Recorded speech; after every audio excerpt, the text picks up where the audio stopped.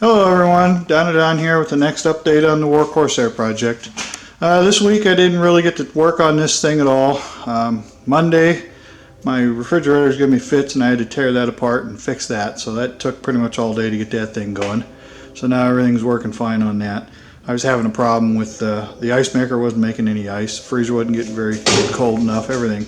So it turned out to be the defrost heating element has its own little thermostat switch, and the switch was bad, so the heating element never worked.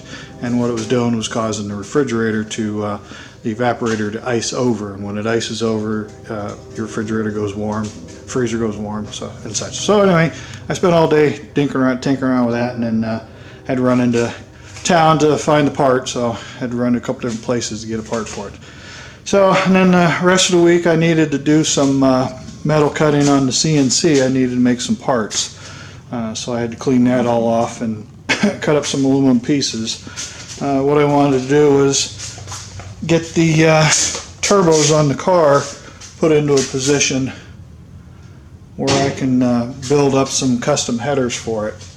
So I'll go from here up into the headers. I'm probably not gonna use those headers I bought. Those are, like $90 headers on eBay.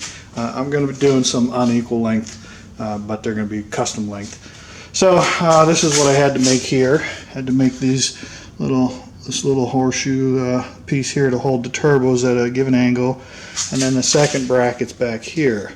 These are just made out of aluminum because that's what I can cut. I can probably cut steel, but it'd be too hard. So it's still a little saggy, but that's right where I need to be. So I'll get this and this burnt out of thicker steel. I may incorporate this into here and then just put a bushing behind the bolts, but that's what I wanted to get done on this. I've been chomping at the bit, and you can see the exits of the turbos are right in line with the cross member here. So I had done a bunch of cutting, and you can see I got multiple holes in here until I finally got it to where it fits. And then I'll redraw this whole thing up and get those made in steel. Probably at least 3/16 to a 1/4 inch steel. And then these things won't have any flex in them after that. So, but in the meanwhile, today, you may have already noticed I worked on the gear. And I got my little aluminum covers made for the front. Right now they're just in with the bolts are the right length. I had to put 10 washers behind this one, 6 washers behind that one to get it properly spaced, so when the gear closes it lays up on the bottom of the wing nicely. And as you can tell, those are curved. I had to bend them. They're curved like this, so when they go up to the wing they seal better on the edges. And then here, when this folds up, it leaves a gap about that long, and what you do is you pop rivet on a piece of they used leather on the original ones, but you pop rivet it across here and across the front of here, and it'll bunch up when this comes down, and then when it folds up it'll pull tight. So I don't know if I'll use leather. Maybe I'll just get me some vinyl, like the seat vinyls or something like that to put on there for now. So, but instead of washers, these will I'll make custom spacers or a plastic block that'll fit on there somehow. But the bottom gets a strap, just a little horseshoe strap goes around, because this part of the landing gear rotates. So that strap just comes around, holds the back, and as you can see, I was able to mount the cable onto this bolt here with just a loose Adel clamp. So when this thing rotates, this actually gets a little slack in it up here because this can move up in as it rotates around. But it worked perfect, just like it is. The only problem I have is because I had to adjust these wheels to get toe out, this big spacers I got in here, which is a bunch of washers, it caused this to kick out farther, and now it hits that inside door. That door won't close all the way because it's hitting right here. So these are pieces I just made out of some scrap aluminum a while back, and I cut them all out by hand. So what I'm going to do is I'm going to take a set off, I'm going to measure everything up, and I'm going to make some new ones with the CNC. And I'll make them a little fancier looking and probably whittle out some material to thin it out. But I need to get this tucked in that way, so I may take the center line, because it's center line with the strut, that was. And it was fine when the thing was straight ahead, but when I towed it out, it moved this out, and that interferes with the door. So now what I'm going to do is I'll redraw this, and I may offset them both so they're offset back this way a little more. I've got plenty of room this way, but I may move it. I got to move it at least 1/4 inch, as you can see here, with them washers. I got to move it the center line at least 1/4 inch to get this one over against this one, and this one can come over here. But this isn't adjustable up here, so this has to be made offset. But I can offset the whole thing over quite a bit. It don't need to be centered like this. And then when I cut them, I won't need those spacers in the middle anymore. And that'll tighten it up too. So and then this here strap that goes around here will just be lined with a piece of felt. And that basically this holds pretty tight just with these 2 bolts. So the felt is so when this thing turns, it'll ride in there, and it's not going to be clamped to the strut, because again, this has to rotate. So what I'm going to do is give you a quick shot of what it looks like. I don't have the inside doors hooked up because of them wanting to hit the scissors on the landing gear. I'll just get that up high enough. I did go ahead and finish doing the adjustments for the gear door on this side, and I got it tightened down. Let's see if we can get these both in here. I was able to get this other side all squared away just like the left side. So now it's good to go. I just have to get in there with an 1/8 inch drill and pull the set screws out and drill all the way through into the steel tube, so those tips of them set screws can go in there and lock into the steel tube instead of just tightening on them. Alright, I'm going to get the switch on and we'll cycle this gear and you guys see what I got done. Gear up.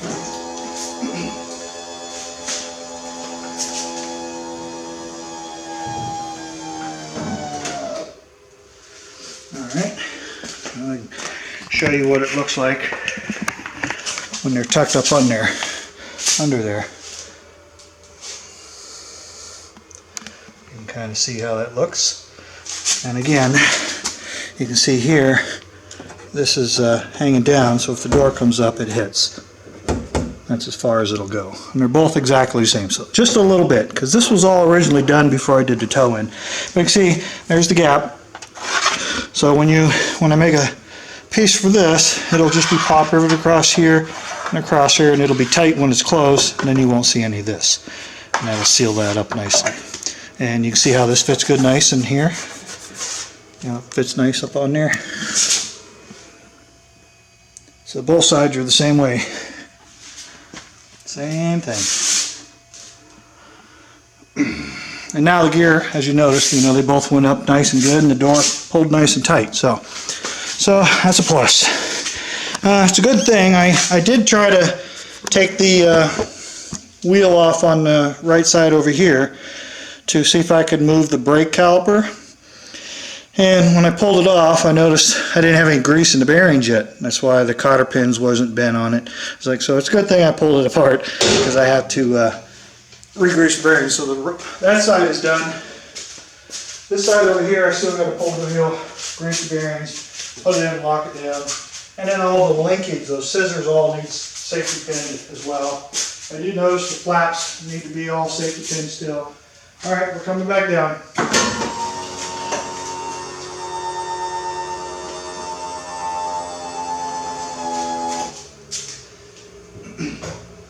I have a battery charger on there to top it off. And then when it runs, you can hear the thing kick on to help with carrying the extra load. And it helps run the gear quicker too. It gives it more power, so it wants to go all the way up and lock like it's supposed to. So I'll have to turn that off.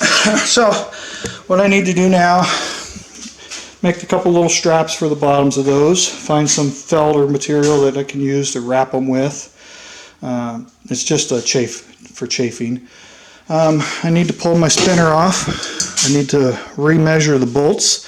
Like I say, I've got one washer under here, which is fine, but under the spinner, I've got like 3 washers in there. So I'm going to order 6 new bolts that are shorter that'll fit this better. I'm not happy with the 3 washers, and it's not quite legal. I mean, I can put 2 under here, 2 under there, and like I said, these damn things were $10 a piece, and the length I'm going to need, they're like $3. So, all right, folks, that's about all I did. I didn't get to work on these. I didn't get to put on the material here. Anti-skid on the wings. I still got to put the tag on. And I think I may, instead of a square or a rectangle, I think I might just make a circle. About a 5-inch circle. I need to find some inner tube, rubber inner tube, to make the patches. So hopefully next week I can get that stuff done. All right, folks, I'm gonna call it a day. It's, what time is it? 6 o'clock now. It's really muggy out today. It's been pretty good in here. I've had the door closed all day working and my little box fan running, and it's stayed surprisingly cool and drier than it is outside. Plus it's been raining on and off, and the gyro's sitting out in the rain right now. So, all right, I'm going to get this thing back on the ground. I'll get this video uploaded and get the battery charger off of this thing and put the gyrocopter away, and I'll call it a night. Well, before I do that, I'm going to pull one of them scissors off, probably that scissor assembly right there, so I can take it in the house, draw it up in CAD, and get them things made. I do believe I may still have a piece of 1/2-inch material. Yeah, right here. So I got plenty of material to cut 4 new pieces out of that. So, and there's the pattern I had to make for the doors. All right, folks, as always, appreciate you taking your time to watch these videos. Feel free to leave any comments, questions, or concerns. And I was really surprised the last video, it got a lot of views, more than usual, I believe. So appreciate that too, folks. All right, well, that's going to do it for this week's update. As soon as I can get this stuff buttoned down, cutting the patches, put under the wings, that's pretty straightforward. Get that canopy trimmed up a little bit so it slides better and fits better. Maybe get a seal on there. Get these mechanisms for the gear doors locked down. Get those scissors. That's another setback, making them scissors. So I'll try and do what I can this week. And I did go to the fly-in yesterday, so I was gone for like 7 hours. And it was a nice turnout. It turned out to be a nice day. So, all right, folks, as always, thanks again, and I'll catch you next week. So this is Don out.